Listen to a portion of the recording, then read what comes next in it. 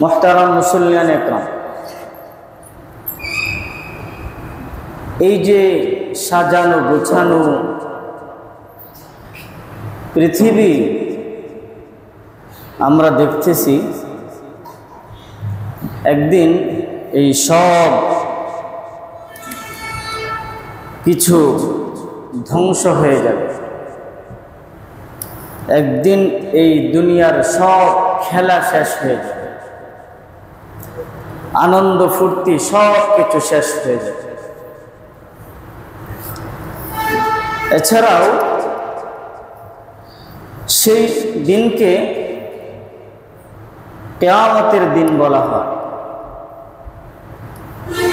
এছাড়াও মানুষের জীবনে ছোট কিয়ামত আছে, সেটা হলো প্রত্যেকটা মানুষের জীবনের মৃত্যুটাই হলো একটা কি ছোট কিয়ামত।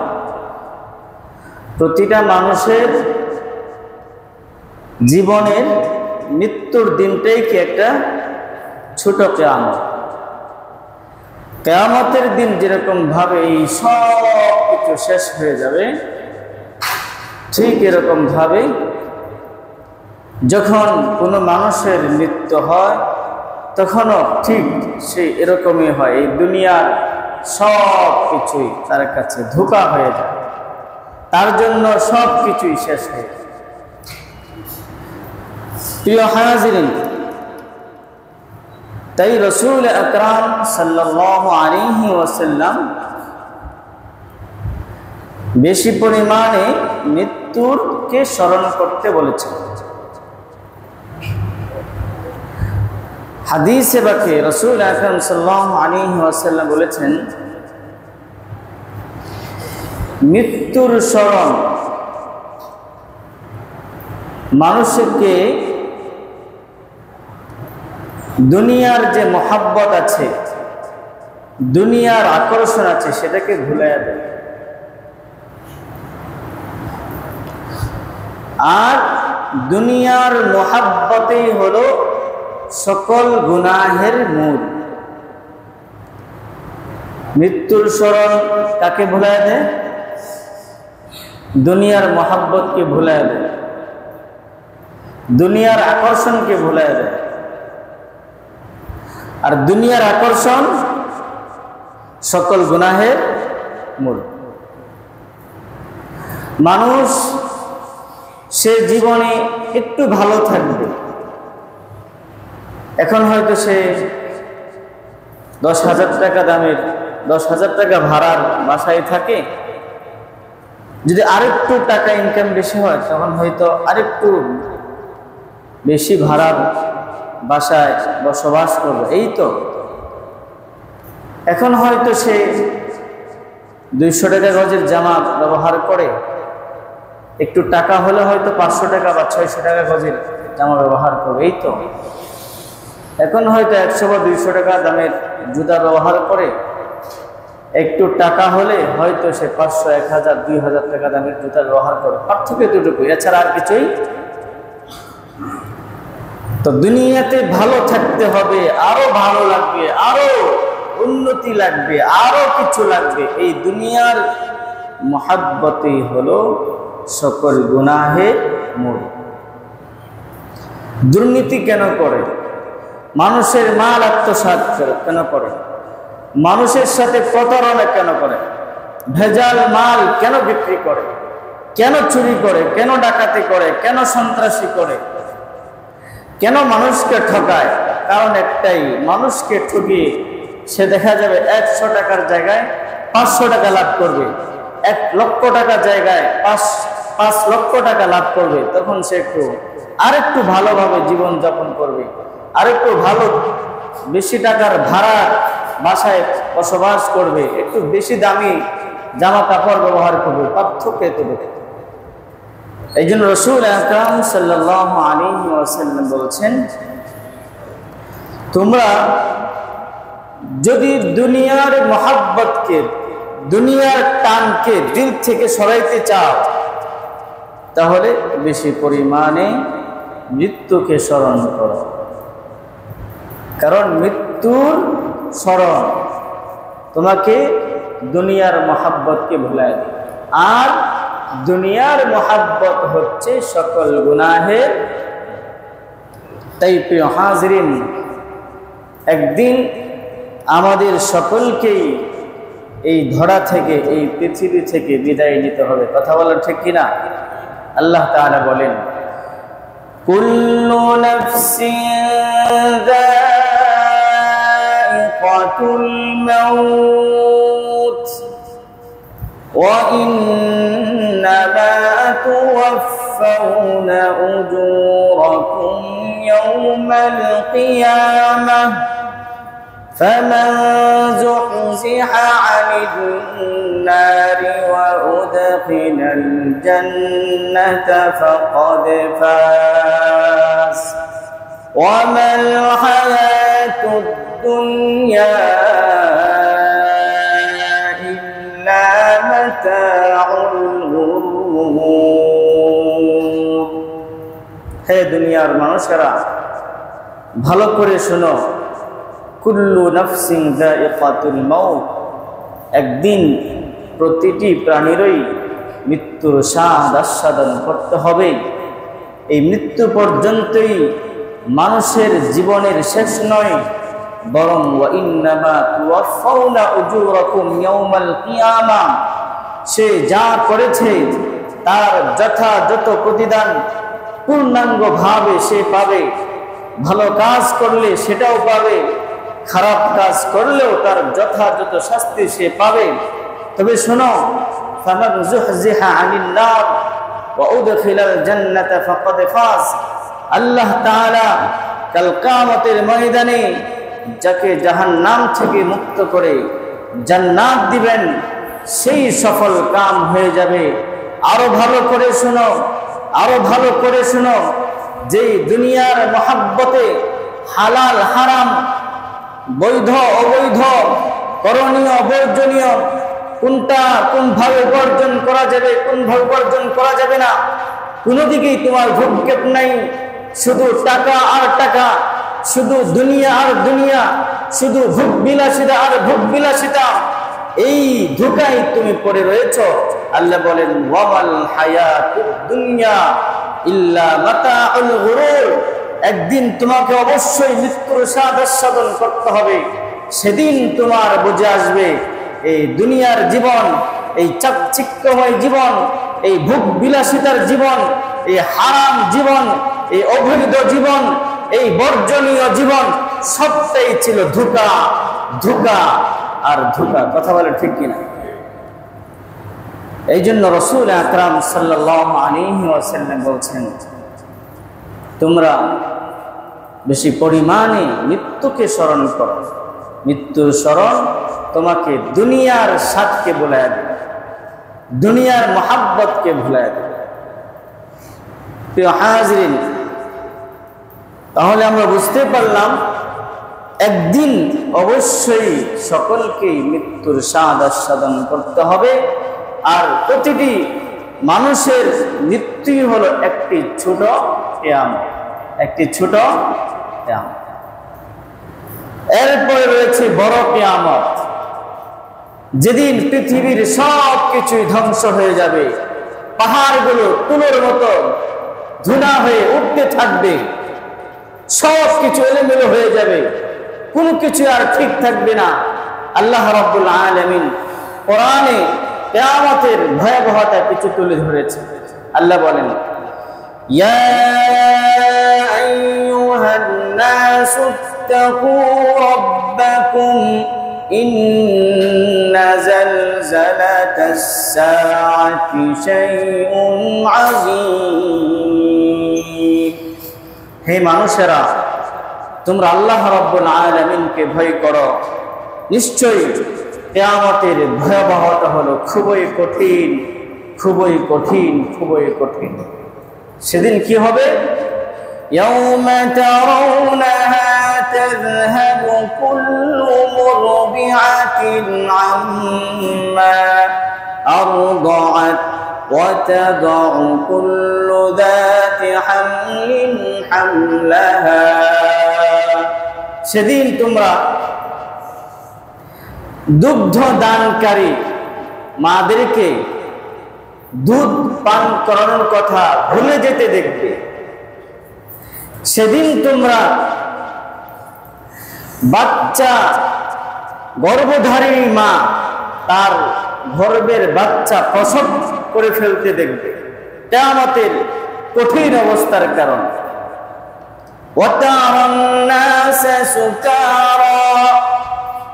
মানুষকে তোমরা দেখবে মাতাল পাগল হয়ে যেদিকে মন চায় সেদিকে ছুটাছুটি করতে থাকবে, পঙ্গপালের মতো। ফড়িং দেখবেন বিকাল বেলায় কতগুলো হাজার হাজার ফড়িং একসাথে, একটা ওদিকে একটা ওদিকে একটা ওদিকে, কোন দিকে কে দৌড়তেছে কোনো কি নাই, হুঁশ নাই, কোনো লাইন নাই। ঠিক এরকম ভাবে কিয়ামতের দিন পঙ্গপালের মতো মানুষ যেদিকে মন চায় সেদিকেই দৌড়াদৌড়ি করতে থাকবে।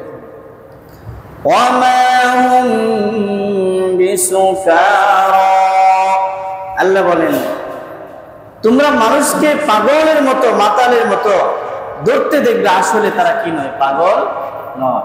সেটা হলো কিয়ামতের ভয়াবহতা, কিয়ামতের কঠিন অবস্থা। প্রিয় হাজিরিন, এই কিয়ামত যেদিন কায়েম হবে, অনুষ্ঠিত হবে, সেদিন আল্লাহ রাব্বুল আলামিন কিয়ামতের বিচারের জন্য সকলকে একত্রিত করবেন। যেরকম ভাবে এখন স্টেডিয়াম আছে, স্টেডিয়াম খেলা দেখার জন্য চতুর্পার্শ্বে মানুষ কি থাকে, বসা থাকে, খেলা হইতে থাকে, এরকম মাঠ সাজানো হবে, সমস্ত মানুষ একত্রিত হবে। সেই মাঠে যারা থাকবে তাদের পায়ের নিচে থাকবে তামা, আর সূর্য থাকবে আধ হাত উপর। বলেন এই যে গত এক সপ্তাহের গরম, কি পরিমাণ গরম অতিবাহিত হয়েছে। সূর্য আমাদের থেকে 9,30,00,000 মাইল দূরে অবস্থান করছে। কয় কোটি? 9,30,00,000 মাইল দূর থেকে সূর্য তাপ দিচ্ছে, তাপ আলো দিচ্ছে। সেই তাপে সেই গরম আমরা সহ্য করতে পারি না, অতিষ্ঠ হয়ে যায়। তাও সূর্যের 12টা মুখ আছে। কয়টা মুখ? 12টা মুখ। এখন দেখবেন অনেক লাইট বের হয়েছে, এক লাইটের মধ্যে অনেকগুলো বাল্ব, ছোট ছোট বাল্ব লাগানো আছে। দেখছেন আপনারা? বাল্ব বের হয়েছে, এক লাইটের মধ্যে অনেকগুলো ছোট ছোট লাইট জ্বালানো আছে। ঠিক সূর্যের মধ্যে 12টা লাইট আছে, 12টা মুখ আছে। আল্লাহ তাআলা এই দুনিয়ার জমিনে শুধুমাত্র একটা মুখ দিয়ে, সূর্যের একটা মুখ দিয়ে আলো দেয়। আর কিয়ামতের কঠিন দিনে সূর্য 12টা মুখ দিয়ে আলো দিতে থাকবে। তাও সূর্য কতটুকু উপরে থাকবে? আধ হাত উপরে। আধ হাত উপর থেকে মানুষের কাছাকাছি থেকে সূর্য 12টি মুখ দিয়ে আলো দিবে। উপর দিয়ে গরম, আবার নিচে দিয়ে তামা। উপরে সূর্যের তাপে তামাও কি হয়ে যাবে, নিচে দিয়ে গরম হয়ে যাবে। হাদিসের মধ্যে আসছে সেদিন মানুষ তার নিজ নিজ অপরাধে যে যেরকম অপরাধী হবে সেই পরিমাণ অপরাধের শাস্তি সে ভোগ করবে। সেই অপরাধের কারণে কেউ দেখা যাবে কোমর পর্যন্ত, কেউ বুক পর্যন্ত, কেউ এরকম ভাবে মুখ পর্যন্ত, কেউ একবারে মাথা পর্যন্ত ঘামের মধ্যে হাবুডুবু খেতে থাকবে। সেই কঠিন অবস্থায় আল্লাহ জাল্লা শানুহু 7 শ্রেণীর 7 প্রকারের মানুষকে আরশের ছায়া, যেটা শীতাতপ নিয়ন্ত্রিত হবে, সেই ছায়ায় স্থান দিবেন। আওয়াজ দিয়ে বলেন সুবহানাল্লাহ। আমরা সেই 7 শ্রেণীর মানুষের অন্তর্ভুক্ত হতে চাই কি চাই না? আল্লাহ তাআলা আমাদেরকে তৌফিক দান করুন, সকলে বলুন আমিন। এর মধ্য থেকে এই 7 শ্রেণীর মানুষ যারা হবেন তারাই হবেন আল্লাহ তাআলার ওলি, আল্লাহর প্রিয় বান্দা, আল্লাহ তাআলার খাস বান্দা। আল্লাহ তাআলা বলেন আলা ইন্না আউলিয়া আল্লাহি লা খাউফুন আলাইহিম ওয়া লা হুম ইয়াহজানুন। আলা জেনে রাখো, শুনো, ইন্না আউলিয়া আল্লাহি, নিশ্চয়ই আল্লাহর ওলিদের, আল্লাহর বন্ধুদের, আল্লাহর খাস বান্দাদের লা খাউফুন, কোনো ভয় নাই এবং তাদের কোনো টেনশন নেই। সুবহানাল্লাহ। তাহলে যারা আল্লাহর বন্ধু হবে, আল্লাহর খাস বান্দা হবে, আল্লাহর প্রিয় বান্দা হবে, কাল কিয়ামতের ময়দানে তাদের কোনো ভয় থাকবে। এছাড়াও আল্লাহ রাব্বুল আলামিন বলেন, ইন্নাল্লাযীনা ক্বালু রাব্বুনাল্লাহ সুম্মা ইসতাকামু তাতানাজ্জালু আলাইহিমুল মালাঈকাতু আল্লা তাখাফু ওয়া লা তাহজানু وأبشروا بالجنة التي كنتم توعدون। নিশ্চয়ই যারা বলবে আমাদের রব একমাত্র আল্লাহ এবং সে এই কথার উপর অবিচল থাকবে, অর্থাৎ আল্লাহ তাআলাকে প্রভু মেনেই আল্লাহর বিধান অনুযায়ী, আল্লাহ রব্বুল আলামিনের হুকুম অনুযায়ী তার জীবনকে পরিচালনা করবে। আল্লাহ তাআলা বলেন, তাতানাজ্জালু আলাইহিমুল মালাঈকা, ফেরেশতারা তাদের কাছে এসে বলবে, আল্লা তাখাফু, তোমাদের কোনো ভয় নাই, ওয়া লা তাহজানু, তোমাদের কোনো টেনশন নাই, وَأَبْشِرُوا بِالْجَنَّةِ, তোমরা এমন জান্নাতের সুসংবাদ গ্রহণ করো, কুনতুম তুআদুন, যে জান্নাতের ওয়াদা অঙ্গীকার তোমাদের সাথে করা হয়েছিল। সুবহানাল্লাহ। নাহনু আউলিয়াউকুম, এরপরে তারা বলবে আমরাই হলো তোমাদের বন্ধু, আমরাই তোমাদের। ফেরেশতারা এসে বলছে। এই জন্য প্রিয় হাজির, কাল কিয়ামতের ময়দানে আল্লাহর ওলিদের, আল্লাহর খাস বান্দাদের, যারা সুখে দুঃখে সর্বাবস্থায় আল্লাহ রাব্বুল আলামিনের বিধান অনুযায়ী, আল্লাহ তাআলার হুকুম অনুযায়ী তার জীবনকে পরিচালনা করেছে, আল্লাহ তাআলা তাদেরকে আরশের ছায়ার নিচে জায়গা দান করবেন। সুবহানাল্লাহ। এই 7 শ্রেণীর মানুষের মধ্য থেকে প্রথম নাম্বার হলো আল ইমামুল আদিল, ন্যায়পরায়ণ বাদশা। অর্থাৎ এখানে আল ইমামুল আদিল বলে সব শ্রেণীর নেতা বা দায়িত্বশীলদেরকে বোঝানো হয়েছে। সে পরিবারের দায়িত্বশীল হোক, সে সমাজের দায়িত্বশীল হোক, সে কোনো ফ্যাক্টরির দায়িত্বশীল হোক, সে কোনো দেশের প্রধানমন্ত্রী হোক, সে মেম্বার হোক, এমপি হোক, চেয়ারম্যান হোক, যে হোক, অর্থাৎ যে কোনোভাবে সে দায়িত্বশীল হোক। তাই সেই দায়িত্বশীলের ব্যাপারে বলা হচ্ছে আল ইমামুল আদিল, ন্যায়পরায়ণ দায়িত্বশীল, যে নাকি ইনসাফের সাথে সে তার দায়িত্ব পালন করে, ন্যায় নিষ্ঠার সাথে তার দায়িত্ব পালন করে। যখনই কোনো দায়িত্বশীল সে ইনসাফ ভিত্তিক সে তার দায়িত্ব পালন করে না, তখনই সাধারণদের মাঝে কি তৈরি হয়? ক্ষোভ তৈরি হয়, সাধারণদের মাঝে মনোমালিন্য তৈরি হয়, ঝামেলা তৈরি হয়। এই জন্য প্রিয় হাজরিন, রাসূল আকরাম সাল্লাল্লাহু আলাইহি ওয়াসাল্লাম বলছেন, যে ব্যক্তি মুসলমানদের যাবতীয় দায়িত্বশীল হওয়ার পরেও তাদের সাথে বিশ্বাসঘাতকতা করে, অর্থাৎ ইনসাফ ভিত্তিক দায়িত্ব পালন করে না, স্বজনপ্রীতি করে, যাকে তার ভালো লাগে তাকে ছাড় দেয়, যাকে তার ভালো লাগে না তার সাথে কঠোরতা করে, ইনসাফের সাথে দায়িত্ব পালন করে না, রাসূল বলেন তার জন্য জান্নাত হারাম। নাউযুবিল্লাহি মিন যালিক।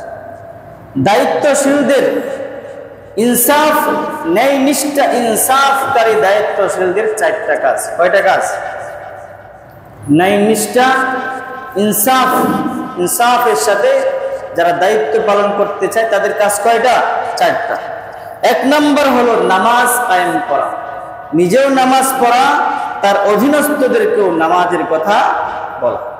2 নম্বর নিজেও যাকাত আদায় করা, অধীনস্থ যারা আছে তাদেরকেও যাকাত আদায় করতে বলা। 3 নম্বর হলো সৎ কাজের আদেশ করা। 4 নম্বর হলো অসৎ কাজ থেকে বারণ। এই হলো ইনসাফ। ইনসাফের সাথে যারা দায়িত্ব পালন করতে চায় তাদের 4টা কাজ। প্রিয় হাজরিন, যারা নাকি যেই দায়িত্বশীলরা এভাবেই সে তার দায়িত্বগুলো পালন করে, সে আল্লাহ রাব্বুল আলামিনের খাস বান্দা, আল্লাহ তাআলা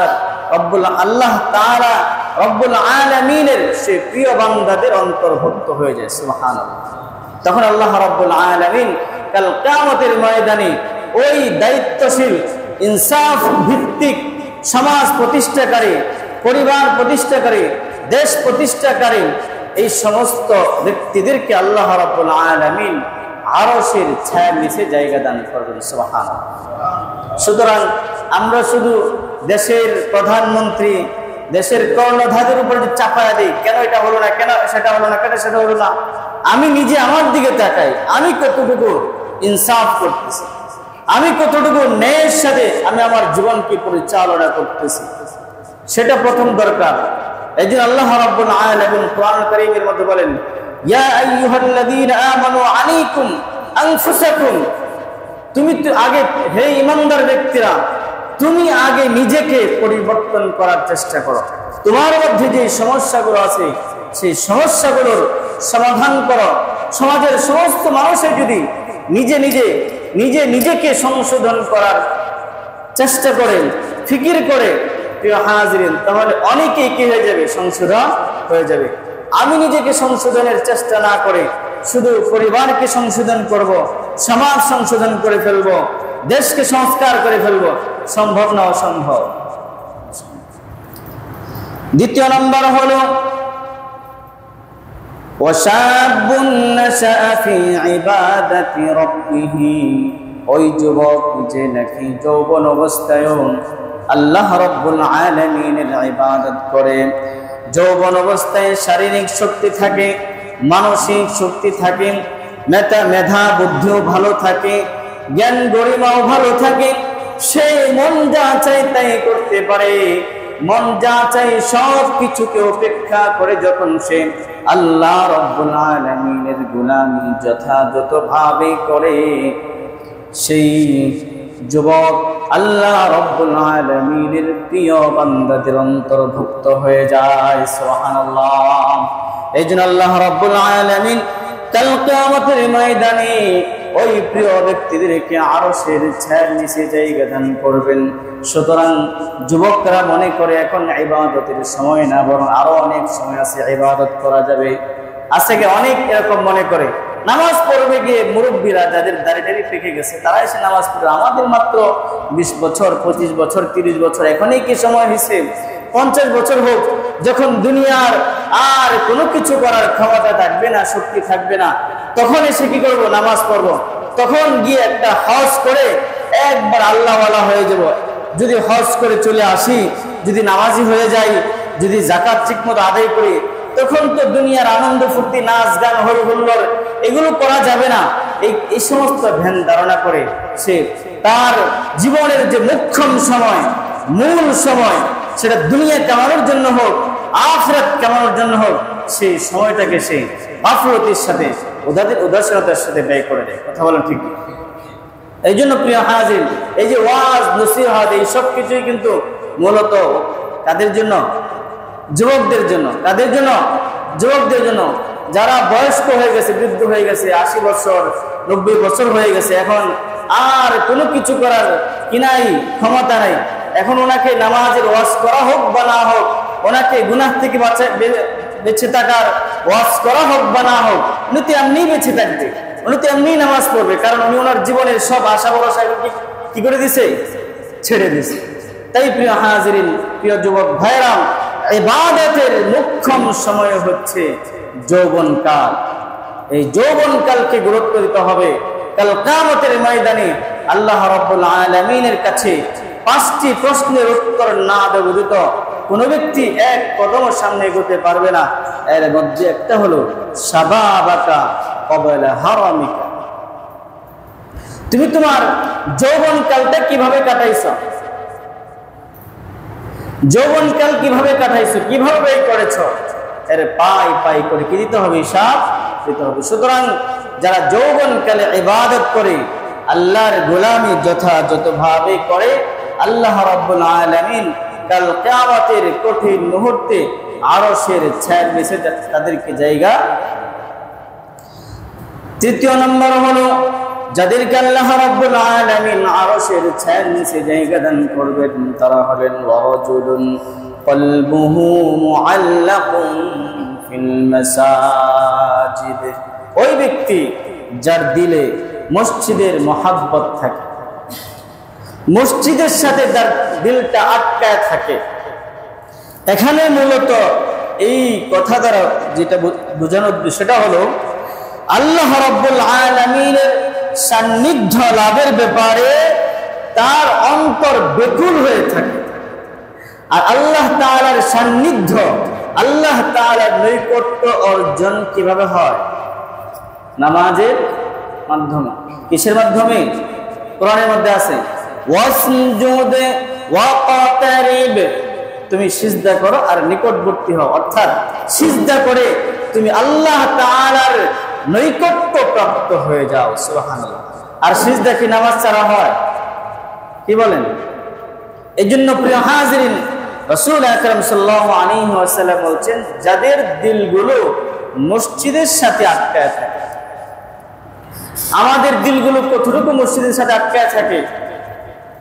সপ্তাহ যায়, মাস যায়, বছর যায়, এরকম মানুষ আছে শুধু কোনোভাবে আসলেই কি সে আল্লাহর জন্য করতেছে, খুতবা হচ্ছে তখন এসে 2 রাকাত নামাজ কোনোভাবে আদায় করে, কোনো জায়গা পাইছে, আসলে কাতারও সোজা হয়েছে কিনা, সে যেখানে দাঁড়াইছে সেখানে দাঁড়িয়ে নামাজ আদায় করলে নামাজ হবে কিনা সে ব্যাপারে কোনো ভ্রুক্ষেপ নাই। আসছে সবার পরে এসে শুধুমাত্র 2 রাকাত নামাজ পড়ে আবার কোনোভাবে চলে গেছে। প্রিয় হাজিরিন, এটাকে আসলে আল্লাহ তাআলাকে সন্তুষ্ট করার জন্য বা আল্লাহ তাআলার নৈকট্য হাসিল করার জন্য নামাজ আদায় হয়েছে?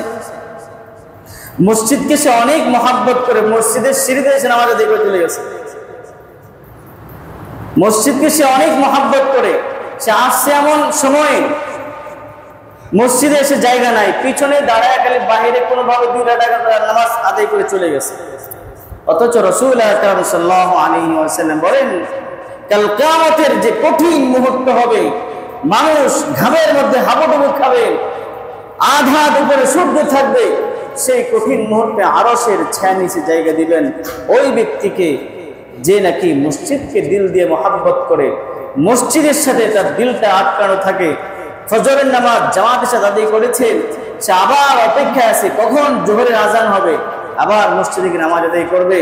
জোহরের নামাজ জামাতের সাথে আদায় করেছে, আবারও সে একই চিন্তা কখন আসরের নামাজ আজান হবে, আবার আসরের নামাজ আদায় করেছে, আবারও সে তার দুনিয়াবি কাজে যেতে হয়, কিন্তু মসজিদ থেকে যেতে তার মন চায় না, আবার দুনিয়াবি কাজে যেতে হয়, হালাল উপার্জনের জন্য যেতে হয়, এই জন্য সে বের হয়েছে, কিন্তু তার কানগুলো খাড়া আছে কখন আজান হবে, আবার জামাতের সাথে নামাজ আদায় করবে।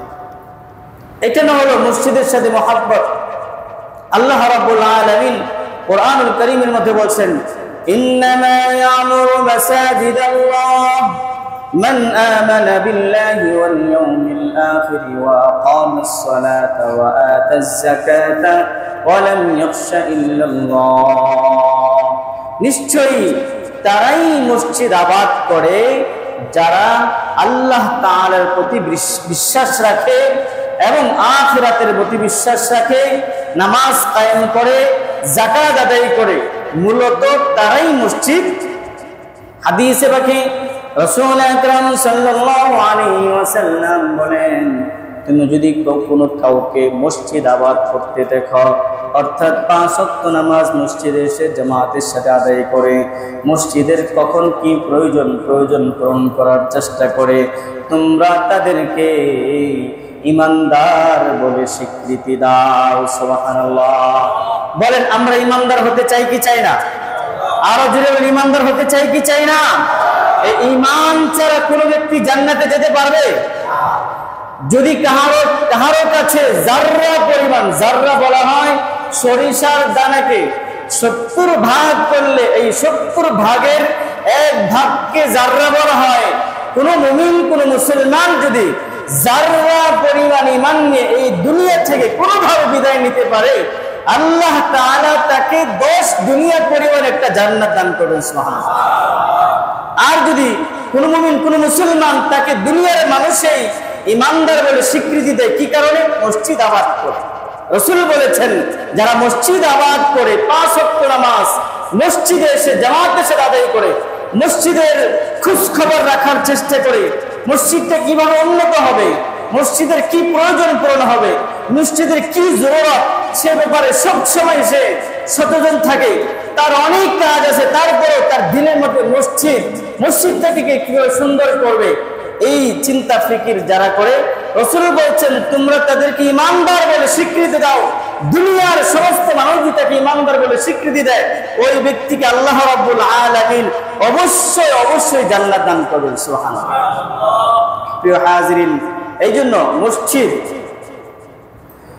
মসজিদের দায়িত্বশীল যারা আছি আমরা, আমাদের কিছু দায়িত্ব আছে। প্রিয় হাজিরিন, যদি আজকে দেশের যারা এখন উপদেষ্টা হয়েছে, তারা যদি মনে করেন দায়িত্ব পায়া চোখ মুখ বন্ধ করে বসে থাকে, তাহলে বলেন বাংলাদেশের মানুষ কি বলবে তাদেরকে? একটু উল্টা কাজ করার পরেও, এত কাজ করার পরেও একটু উল্টা পাল্টা হয়ে গেলেই দেশের সব মানুষ সমালোচনা শুরু করে দেয়। ঠিক প্রতিটা জায়গায় যারা দায়িত্বশীল আছে, দায়িত্বশীলদের কিছু দায়িত্ব আছে। আমার ঘরে 10 জন মানুষকে দাওয়াত দিলাম, এখন এই 10 জন মানুষকে যথাযথ মেহমানদারি করে খুশি করা, সন্তুষ্ট করা আমার দায়িত্ব। আমরা যদি মসজিদ নির্মাণ করে এখানে যতগুলো মুসল্লি আছে যারা দূর দূরান্ত থেকে আসবে, তারা ভালোভাবে আরামের সাথে ভালোভাবে নামাজ আদায় করবে, এটা আমরা যারা দায়িত্বশীল আমাদের কাজ এগুলো চিন্তাশীল। কিভাবে প্রতিটি মুসল্লি, প্রতিটি মানুষ, প্রতিটি নামাজি আরামের সাথে ভালোভাবে নামাজ আদায় করতে পারে, সেই ব্যাপারে সর্বাত্মক চেষ্টা করা, চিন্তা করা, ফিকির করা, এটা শুধু সব মসজিদের ব্যাপারে, সব দায়িত্বশীলদের ব্যাপারে একই কথা। প্রিয় হাজিরিন, এই জন্য মসজিদ আবাদ করা, এই যে আপনাকে, আমি মসজিদের ইমাম, আরেকজন মুয়াজ্জিন, আরেকজন মসজিদের সভাপতি, আরেকজন সেক্রেটারি, আরেকজন কেশিয়ার, আরেকজন সাধারণ সম্পাদক, এই যে দায়িত্বগুলো, কিসের দায়িত্ব একটা মসজিদের? আল্লাহ তাআলা কত বড় সৌভাগ্যের ব্যাপার। কেউ দেখেন যে আপনার যাত্রাপালায় গান হয় না, ওই যাত্রাপালার সভাপতি হয়, তারা সভাপতি রাখা হয়। আল্লাহ তাআলা মেহেরবানি করে, আল্লাহ তাআলা দয়া করে আমাকে মসজিদের মতো পৃথিবীর মধ্যে সবচেয়ে শ্রেষ্ঠতম জায়গা মসজিদ, সেই মসজিদের মতো একটা জায়গার সভাপতি বানায় দিয়েছেন। সুবহানাল্লাহ। সেক্রেটারি বানায় দিয়েছেন, কেশিয়ার বানায় দিয়েছেন, মসজিদের খেদমত করার সুযোগ করে দিয়েছেন। আমি যদি ইনসাফের সাথে দায়িত্ব পালন করে, আমি আমার যতদিন আল্লাহ তাআলা আমাকে দায়িত্ব রেখেছেন, আমি এই মসজিদের কি প্রয়োজন সবকিছু দেখভাল করে এটাকে আরো দূর এগিয়ে নিয়ে যাই। যুগ যুগ দেখা যাবে যতদিন মসজিদ থাকবে, মানুষ নামাজ আদায় করবে, তারা সব অনেকটা অবশ্যই পেতে থাকবে। তাই প্রিয় হাজিরিন, মসজিদ আবাদ করার যে মূল কথা, সেটা হলো 5 ওয়াক্ত নামাজ মসজিদে এসে জামাতের সাথে আদায় করা।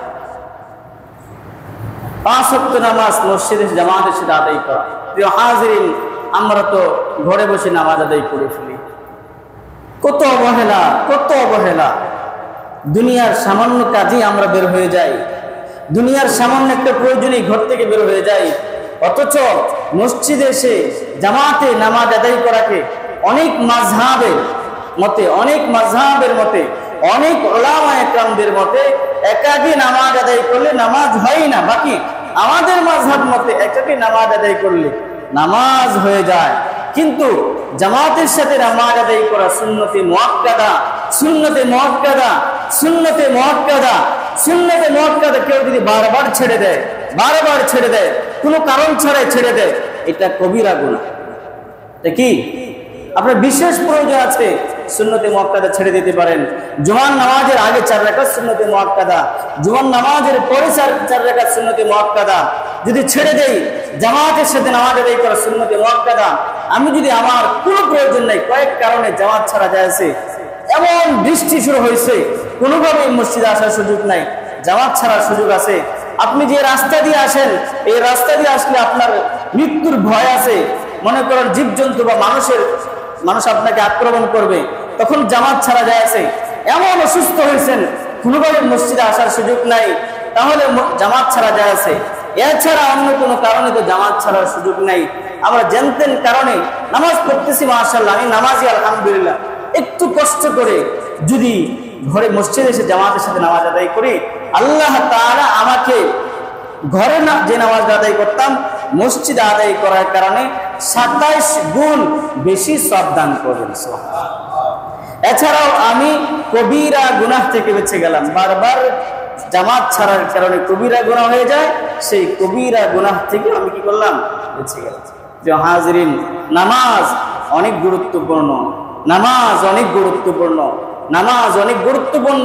আল্লাহ বলেন, ইয়া আইয়ুহাল্লাযীনা আমানু ইসতাঈনু বিস-সাবরি ওয়াস-সালাহ। তুমি বিপদে পড়েছো, তখন তুমি ধৈর্য এবং নামাজের মাধ্যমে আল্লাহ তাআলার কাছে সাহায্য প্রার্থনা করো। তোমার কি প্রয়োজন, নামাজের মাধ্যমে আল্লাহ রাব্বুল আলামিনের কাছে সাহায্য প্রার্থনা করো। যেই আমল যেইভাবে করা দরকার, ঠিক সেভাবে করেই যদি কোনো ব্যক্তি আল্লাহ তাআলার কাছে কোনো কিছু পেতে চায়, আল্লাহ তাআলা সেটা দান করেন। নামাজগুলো, ফরজ নামাজগুলো জামাতের সাথে আদায় হবে, সেটাই হলো সঠিক বিধান, সঠিক নিয়ম। কোনো ব্যক্তি কোনো কারণ ছাড়া যদি ঘরে বসে বসে বসে যদি সে ফরজ নামাজগুলো আদায় করে আল্লাহর কাছে অনেক কিছু চায়, তার তো সামর্থ্য ছিল মসজিদে আসে নাই। আল্লাহ তাআলা বলেন, তুই আমার ঘরে গেলি না, 5 ওয়াক্ত নামাজের সময় তোকে মুয়াজ্জিন সাহেব ডাক দিল, হাইয়া আলাস সালাম, হাইয়া আলাল ফালাহ, আসো নামাজের দিকে, আসো কল্যাণের দিকে, আসলে আমরা সবাই মিলে 5 ওয়াক্ত নামাজ জামাতের সাথে আদায় করি, তুমি আমার ঘরে গেলে না। তুমি চাও, তোমার কোনো চাওয়া কি হবে না, পূরণ হবে। এই জন্য প্রিয় হাজিরিন, আমরা নেক আমল করি কিন্তু তার যথাযথ পুরস্কার পাই না। কারণ একটাই, যেই নেক আমল যেভাবে করার কথা, যেই নিয়মে করার কথা, সেই নিয়মে আমরা করি না, যার কারণে আমরা তার যথাযথ পুরস্কার, তার যথাযথ প্রতিদান আমরা পাই। এই জন্য প্রিয় হাজির, আমাদের দিলগুলো মসজিদের সাথে আটকা রাখতে হবে, মহাব্বত মসজিদের সাথে থাকতে হবে। আল্লাহ তাআলা তৌফিক দান করুন, বলে বলুন আমিন। 4 নম্বর হলো ওয়ারাজুলানি তাহাব্বা ফিল্লাহি ইজতামা আলাইহি ওয়া তাফাররাকা আলাইহি। ওই দুই ব্যক্তি যে নাকি একে অপরকে মহাব্বত করে আল্লাহর জন্য এবং শত্রুতা রাখে কার জন্য, আল্লাহ তাআলার জন্য। 5 নম্বর হলো ওয়ারাজুলুন যাকারাল্লাহা খালিয়ান ফাফাদাত আইনাহু। ওই ব্যক্তি যে নাকি জাহান্নামের ভয়ে নীরবে নির্জনে তার চোখ থেকে 2 ফোঁটা অশ্রু ঝরায়, জাহান্নামের ভয়ে, আল্লাহ আমি ভুল করে ফেলেছি, আল্লাহ আমি নাফরমানি করে ফেলেছি, মেহেরবানি করে তুমি আমাকে মাফ করে দাও। হাদিসের মধ্যে আসছে, যেই চোখ থেকে আল্লাহর ভয়ে, জাহান্নামের ভয়ে অশ্রু ঝরে, সেই চোখ কখনো জাহান্নামে তো প্রবেশ করবে না। যেমন দুধ দহন করা দুধ যেরকম ভাবে ওলানে প্রবেশ করানো অসম্ভব, ঠিক সেই চোখ জাহান্নামে প্রবেশ করা কি অসম্ভব। এজন্য প্রিয় হাজিরিন, আল্লাহ তাআলার কাছে নীরবে নির্জনে কান্নাকাটি করা। 6 নম্বর হলো রাজুলুন রাআতু যাতু মানসাবিন ওয়া জামালিন ফাইন্নী আখাফুল্লাহ। ওই ব্যক্তি যাকে নাকি কোনো ব্যক্তি, কোনো নারী এরকম অন্যায় কাজ করার কথা বলে, সে বলে ইন্নী আখাফুল্লাহ, আমি আল্লাহ তাআলাকে ভয় করি। 7 নম্বর হলো ওয়ারাজুলুন তাসাদদাকা বিসাদাকাতিন মা আখফাহা হাত্তা লা তা'লামা শিমালুহু মা তুনফিকু ইয়ামিনু। ওই ব্যক্তি যে নাকি এমন ভাবে দান করে, যার ডান হাত দান করলে বাম হাত বুঝে না, অর্থাৎ নীরবে মানুষকে দান খয়রাত করে। নীরবে দান করলে একাকিক যে কাজ করা হয় সেটা একমাত্র আল্লাহ তাআলার জন্য হয়। এই জন্য দান সদকা প্রকাশ্যে করার চেয়ে নীরবে নির্জনে গোপনে করাই কি উত্তম। এছাড়াও প্রকাশ্যে করা ভালো যদি কাউকে উৎসাহ করার উদ্দেশ্য হয়, উৎসাহিত করার উদ্দেশ্য হয়। আল্লাহ রাব্বুল আলামিন আমাদের সকলকে এই 7 শ্রেণীর ব্যক্তির অন্তর্ভুক্ত হয়ে কাল কিয়ামতের কঠিন মুহূর্তে আরশের ছায়ার নিচে জায়গা পাওয়ার তৌফিক দান করুন। সকলে বলুন আমিন। আমরা যারা কব্বাল জুমা 4 রাকাত আদায় করে নেই, 4 রাকাত আদায় করি।